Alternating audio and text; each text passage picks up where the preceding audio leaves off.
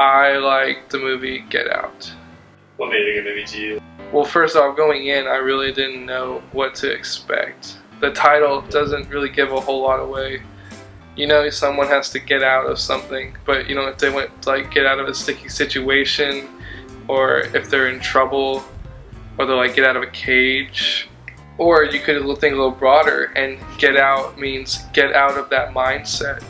I thought it was funny leading up to it because you didn't really know, it kind of kept you in the dark, and then when you finally found out the full circle picture, it really kind of messed with your mind. I thought that made the movie actually was his friend, the black guy, the other black guy, who was trying to rescue him, the airport man. I thought he was really funny. Funnier, and that's where I thought the comedy and the lightheartedness came from the movie. For comedic relief. He was able to break that threshold between like the whole like thriller excitement, and then he'd have like jokes in it too. Yeah. Top of the movie is definitely interesting because it was a bunch of white people that were kidnapping and torturing these black people. And I thought it was very controversial because imagine if that was going on, if there was a small cult of people that were just kidnapping African Americans and they were just torturing them. It'd be awful.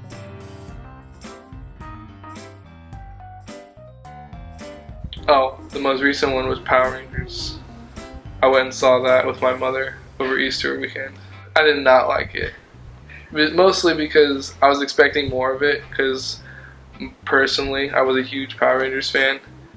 I dressed up as the Red Ranger in 8th grade. Wore the whole muscle chest suit, and the suit, it didn't fit me because I was in 8th grade and most Power Rangers were about 12, but I was a big Power Rangers fan, so it was a huge letdown for me. I felt like the entire time it was leading up to a sequel. Even in the movie, not to spoil it, but they didn't morph until the very end. And I feel like that's the staple of Power Rangers, is their morphing. That's why I liked watching it, because they were in their suits, you know, kicking ass. Excuse my French. I did think the really cool thing was they made the old Tommy and the old Kimberly, the actor and actress who played them in the original Mighty Morphin Power Rangers, they made an appearance in it. And if you aren't a true Power Rangers fan, you wouldn't notice. But I caught that. They didn't sneak that by me. I didn't like the things that they fought. The lady, she would create these mud people. And they like had 8 arms kind of thing. And the Power Rangers would fight them. And I didn't like them. I like the Power Rangers when they fight either some kind of humanoid thing, but these weren't even human. They were just mud people. This was actually the first movie that had an open gay superhero considered, because they made it a superhero movie, and I was wondering how were they gonna, because they made the Yellow Ranger a gay lady. And all they did though was, she kind of was just like, my parents don't understand me. And then the guy was like, boyfriend troubles? And she looked at him kind of like, and then he was like, girlfriend troubles. And she was just like, they don't get me. Girlfriend troubles right here. Oh. Hello?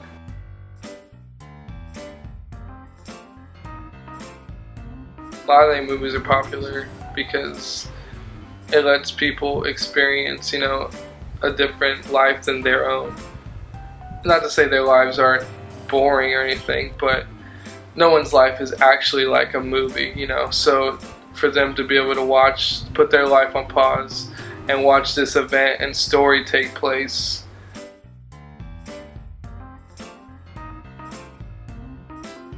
In 2016, honestly, I thought this was the year of the superhero movies, because I feel like they were running out of ideas to do, so they started revamping and remaking all these superhero movies, and they did a great job. They've gone through the Avengers, they did all the Avengers, they did the Iron Man series, and so I feel like superhero movies are becoming more and more popular, and they're trying to get everybody into this superhero realm that they're trying to put people into. I was a big fan of the Star Wars movie. I like how they're bringing back to Star Wars, because Star Wars is such a staple in movie experience and movie time that for them to bring back these better, I think they're better done than the remakes of the original ones. I think it's cool that they continued the story without George Lucas having like written the script and everything like that. So this is all fresh Star Wars stuff, but it's still in the realm of Star Wars. And I'm a big Star Wars fan, so I enjoyed that a lot. But I did think it was very cool that the Rogue One shows you everything leading up to the fourth one.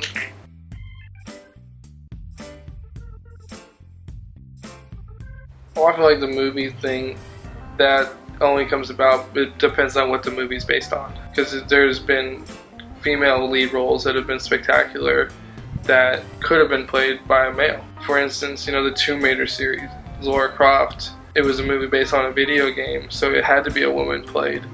But she played a very heavy, like, strong woman in it, and she was very personal, and I thought she did a good job in that. Depends on really what the script or what the role they're playing. I don't notice that too much, honestly, is like the gender role, whether it's like strongly played female or strongly played male. Depends on what kind of movie it is. If I like the movie itself, then it can be the role, like the lead role can be played by a female, if I find the topic interesting. But is that far as like the movies they're making, I don't have any choice over the movies they're making. They're directors. If they want to write more movies about that have more female roles, I think that's a great thing. Maybe that's the reason that there aren't any as many like female lead roles are that maybe there aren't a lot of female directors. Maybe there should be more women directors, and then they'd have more female roles, because no matter what, biased gender will separate anybody, instead of trying to just kind of substitute the females with the males in the Ghostbusters, for example. Did you see that movie? I did. The special effects weren't very good. The way the ghosts were done too, I thought just the remake of it was just not what it should have been.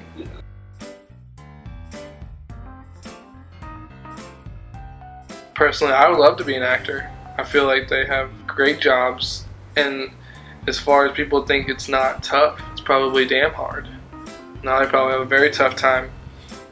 Think of how many takes they have to do. Remember your lines. I mean, some people have trouble with that, depending on the amount of lines you have. They become these like completely new like people. Yes. And I think it's really cool when different actors, you can see them broaden their spectrums.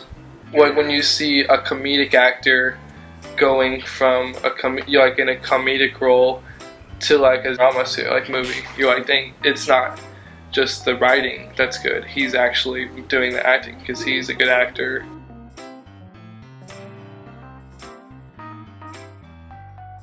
Johnny Depp, Pirates of the Caribbean, yeah, that's kind of what I first recognized him in.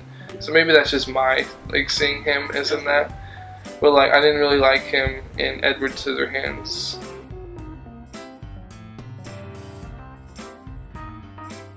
One of my favorite movies is Law Abiding Citizen. I put that on everything. I thought it was like done so well that you didn't know exactly what was going on, literally right up until the very end. I was on the edge of my seat the entire time.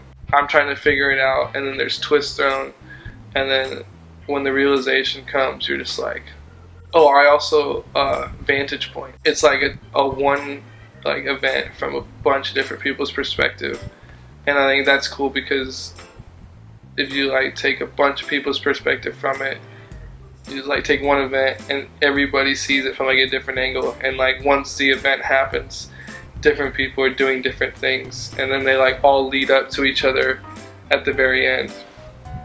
That's kind of how Quentin Tarantino does his movies.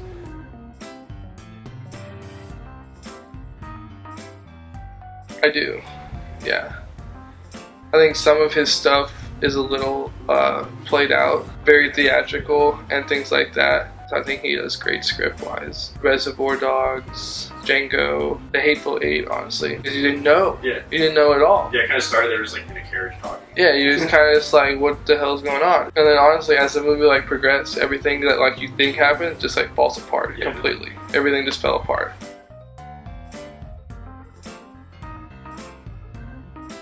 Honestly, Wedding Crashers, big time, was one of my favorite. Just because I like Vince Vaughn, Owen Wilson, and then Will Ferrell. When they throw Will Ferrell into it, it's always a good, funny movie. I also say Wedding Crashers is one of the most quotable movies. Bad Boys, I quote a lot of things out of Bad Boys. Yeah, Step Brothers, definitely. I try to take movies, quotes, like movie scripts, and I try to use them in my life.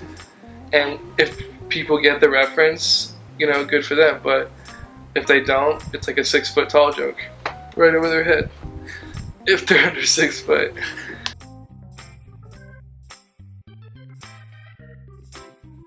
Well, I mean, you can tell from when they do movies from like 80s, like the quality of the special effects has increased like drastically.